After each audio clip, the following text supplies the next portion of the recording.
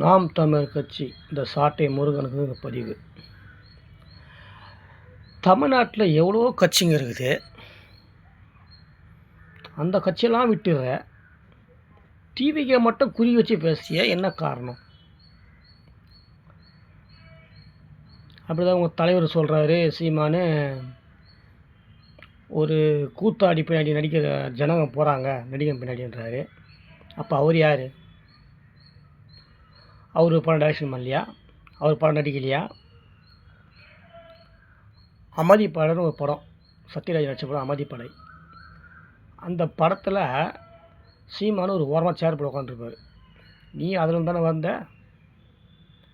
நீ என்னமோ கட்சி ஆரம்பித்து ஒரு பல வருஷமாக கட்சி ஆரம்பித்து சுயமாக கட்சி ஆரம்பித்து மக்களுக்கோசம் உழைத்து எந்த சினிமா துறை இல்லாமல் ஒரு ஒரு தனிப்பட்ட மனிதனாக வந்த மாதிரி பேசுகிறிய. நீ அந்த சினிமா துறை தானே வந்த?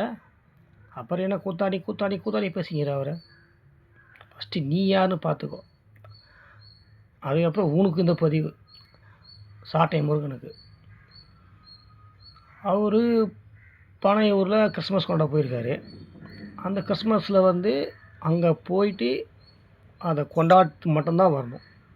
அதை விட்டுட்டு அங்கே போயிட்டு இல்லாததெல்லாம் பேசக்கூடாது. கிறிஸ்துவுக்குள்ளே என்ன குறை இருக்குது, உங்களுக்கு என்ன பிரச்சனை, இதெல்லாம் பேசக்கூடாது. எதுக்கு போகணுமோ அதை மட்டும் தான் கொண்டாடிட்டு வரணும். தேவையில்லாதெல்லாம் பேசக்கூடாது.